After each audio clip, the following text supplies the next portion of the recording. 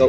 Dismayado ang Bayan Muna Party List dun sa desisyon ng Justice Committee kahapon na i-dismiss ang impeachment complaint on the ground na insufficient ang substance using the arguments na ginamit noon para i-dismiss din ang mga impeachment complaint kay Gloria Arroyo. Marami pa nagsasabi sa kanila na mga aligasyon lang yan, hindi naman yan facts. Na ginigiit ng mga complainants, doon dapat yon sa hearing. Kasi ang kailangan lang dito, may recital ka ng facts na pag naprubahan mong totoo sa hearing, impeachable offense, yun lang. So halimbawa, nag-allege ka ng 1 billion peso na kickback na binigay ni Yusek Cadiz sa'yo. Pag napatunayan ba yan sa hearing, impeachable offense yan? Of course, yes. So may substance ang impeachment complaint.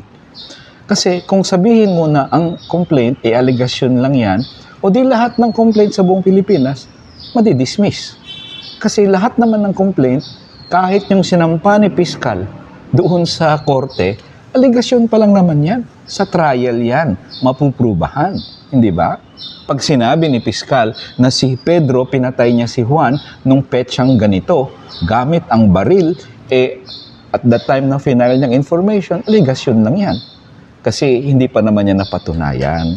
Kaya sana naman, magbago ang mga kongresista natin at sana naman kahit 1/3 man lang makakuha ang impeachment complaint at i-abandona nila ay itong klaseng argumento na doon pa lang sa procedural stage, aligasyon lang pala yan.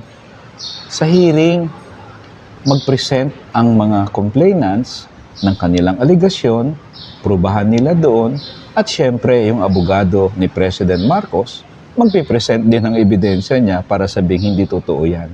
Ang Committee on Justice ang magdidesisyon kung saan sila makikinig, kanino sila maniniwala doon sa hearing.